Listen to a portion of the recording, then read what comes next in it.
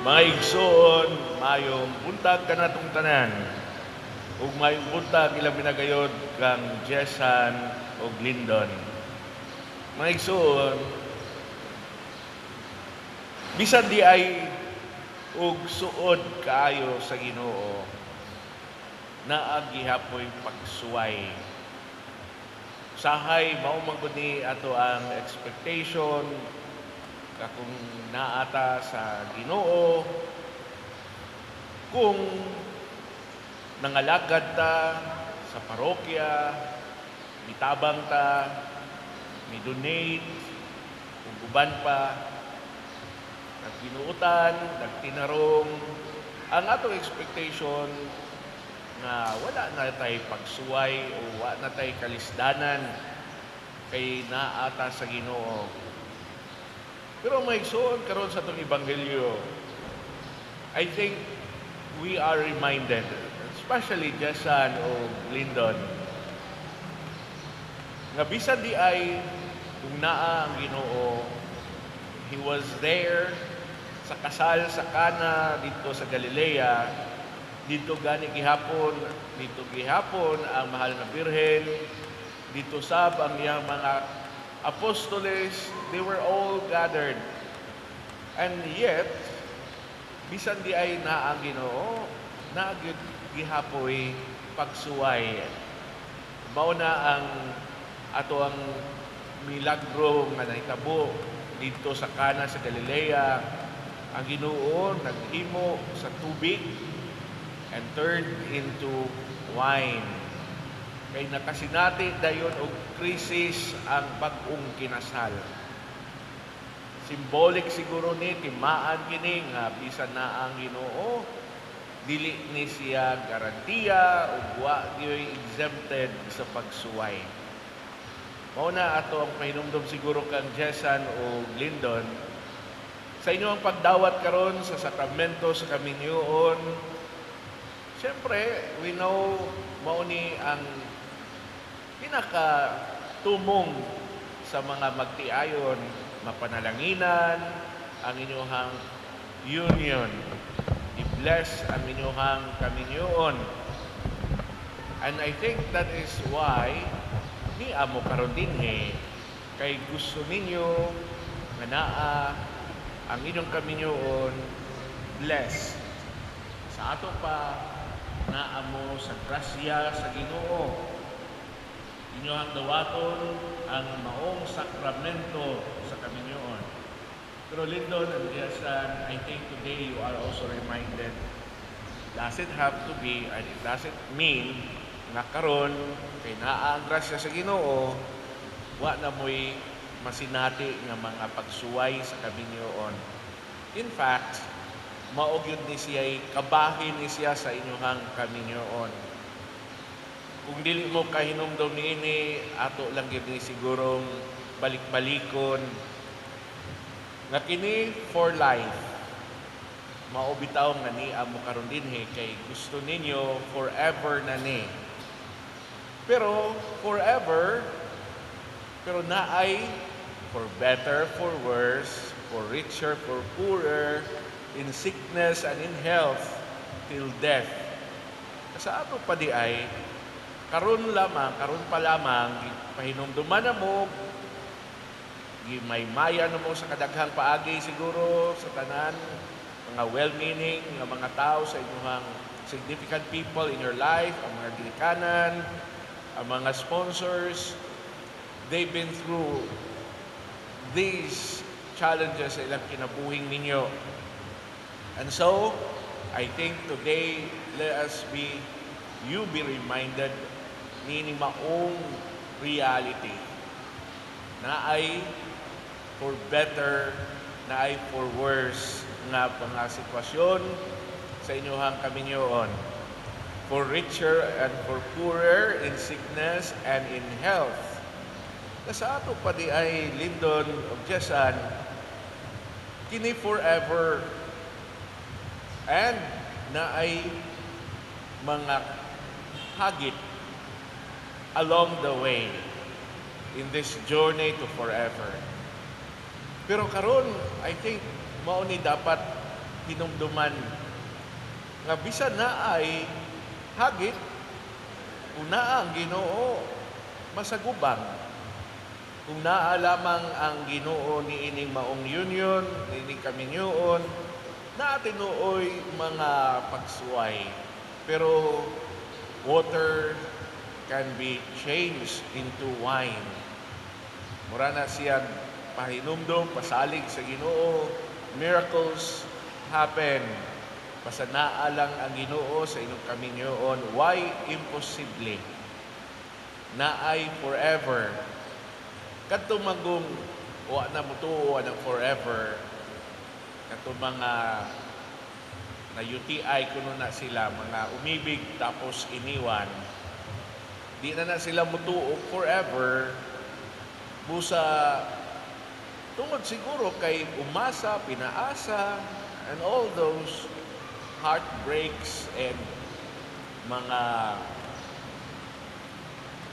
paasa na mga partners kinabuhi. Wala manindigan sa ilahang mga saat. Karon si Lindon ug Diyasan sa ilang paghimo, sa ilahang saad sa kaminyoon, kining ilang saad, sinaksihan ninyong tanan, ug labaw sa tanan, sinaksihan sa Ginoo. So ang Ginoo niya uban sa inyong kaminyoon. And I think, kay siya saksi niini, I think He wants you to welcome Him in this journey to forever. Okay, forever, kinahanglan yun ang daghang grasya sa Ginoo. The family that prays together stays together. So ayaw kalimot, dangop sa kaayo sa Ginoo, dangop gayod kanunay sa Ginoo, Lindon ug Diyasan. Ayaw mong kalimot ang third will ang giniining maong kaminyoon, ang Ginoo lamang. Ang only third party that you welcome in this union, Ginoo lamang. Wa na'y mga ka-char-char niya, ha? Wa na silang mga char-char, uban pa mga buot mubungkag sa kaminyoon. Matod sa kanta, utukso, layuan mo ako. Pero di lang kay layuan, tukso, ayaw i-entertain. Ayaw itugot. Ayaw pangitaa. Likay, buwagi, biyae. Kay wa na sila'y luna, nining maong union. Diba? So the only third party in a relationship such as this, maulamang ang Ginoo. So karon, I'm sure dugay na magin mong andam niini. Pero I hope Lindon and Diyasan, panindigan ninyo ang inyong mga saad, kay ang Ginoo mao inyong witness, sinaksihan sa tanan na akaron dinhi. Ug siya manalangin ini maong kaminyoon. You have to cooperate lamang. Okay? So karon si Diyasan ug Lindon, ilan ang buhaton ato nang himuon ang rito sa kasal. Usa akong giawhag ang mga sponsors pagbarog. Ang mga ginikanan also palihog barog. Ang iyong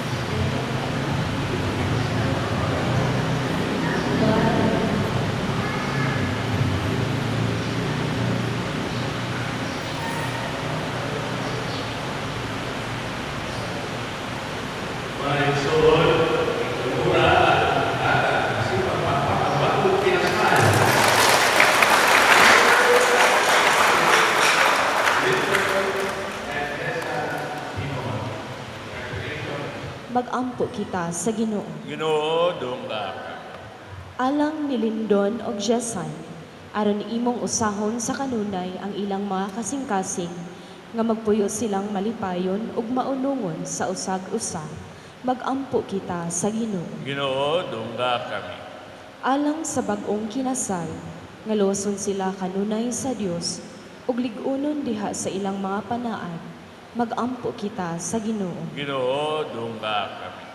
Alang sa tanang mga minyo nga ania karon dinhi, nga ang grasya sa sakramento mubunga diha kanila, mag-ampo kita sa Ginoo. Ginoo, dungga kami. Alang sa mga mipanaw natong mga kaigsuonan, nga mahiusa na sila uban ni Kristo, ug magpuyo uban kaniya hangtod sa kahangturan, mag-ampo kita sa Ginoo. Ginoo, dungga kami. Mga igsoon, pangayon ta sa Dios ang iyang way puas, nga panalangin, alang ni Lindon o Jesan. Santos nga mahan, magbubuhat sa tanang kalibutan. Ang nagama sa lalaki ug sa babae sa imong kasamahan, tinubdan sa panalangin alang sa kinabuhi nga minyo. Nangabuyo kami nga mapaubsanon alang ining asawa si Jesan, nga karong adlaw nahiusa sa iyang bana si Lindon, dinining sakramento sa kaminyoon. Mugpunsan unta kaniya ug sa iyang bana ang labing bukos mong panalangin. Aron mangalipas silang duha sa imong gasa sa gugma nga ilahas sa mga minyo. Ginoo, magdayon ta kanimo silang duha ug mudangop kanimo sa ilang mga kaguol. Malipay unta sila sa imong hinabang diha sa ilang mga buhat ug masayon ta sila nga ikaw nagauban kanila diha sa ilang mga kinahanglan. Mag-ampon ta sila kanimo tipon sa katilingban sa simbahan ug maimong mga saksi dinhi sa kalibutan. Makadangat unta sila sa gulang panuigon tipon sa ilang mahigala ug sa katapusan maabot sila sa gingharian sa langit. Kini among gipangayo pinaagi ni Kristo among Ginoo. Ginoong Jesucristo, nagingon ka sa imong mga apostoles, ang kalinaw, ibilin ko kaninyo, ang akong kalinaw, ihatag ko kaninyo. Ginoo, ayaw tanawa ang among mga sala kung niya pagsalig sa imong simbahan. Ug sibo sa imong kabubuton, hatagi kami sa imong kalinaw kahiusa, ikaw nga buhi ug hari, hangtod sa kahangturan. Ang kalinaw sa Ginoo sa kanunay manaap kaninyo. Karon ato ipakita ang timaan sa pagpanaginig sa unay. Peace be with you.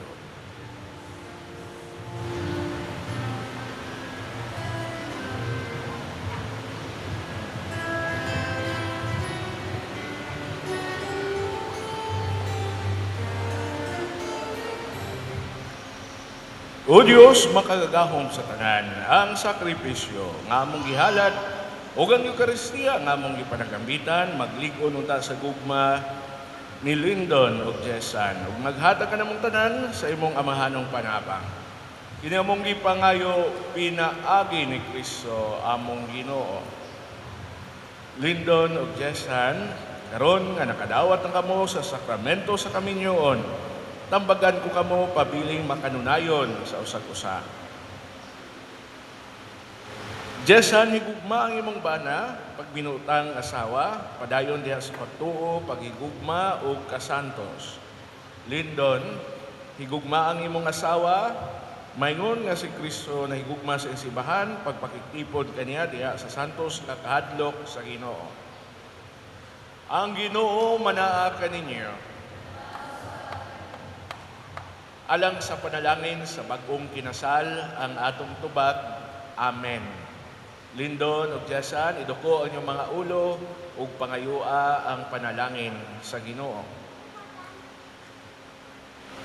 Manalangin kaninyo ang Dios pinaagi sa pulong sa iyang baba. Maghiusa unta siya sa inyong mga kasing-kasing sa malumtarong bugko sa gugma nga timos.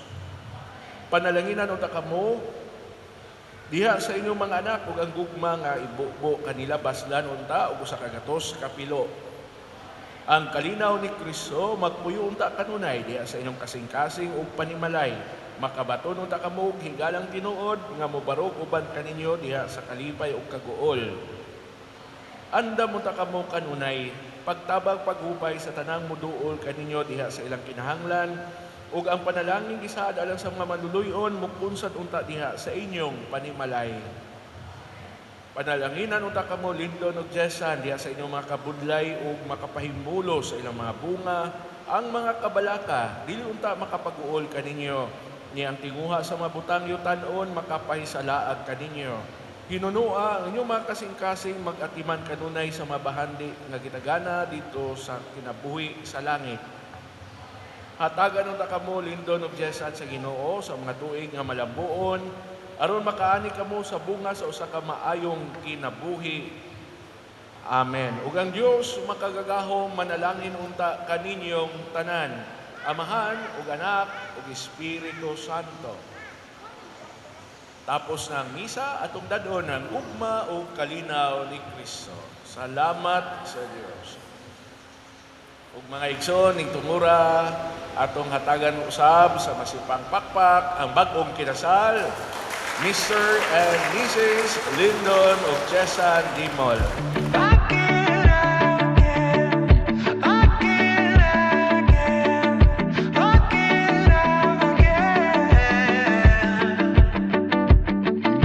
It's been a while since we felt the way we did back when we were dumb and younger. It's been a while since I looked into your eyes and saw starlight, bold, bright colors. Yeah.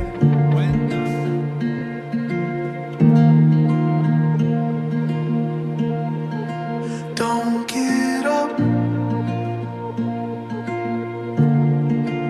Lost me. I forget. I wasn't listening. Forget all familiar things. Sun-soaked shores, lost in the evening rain.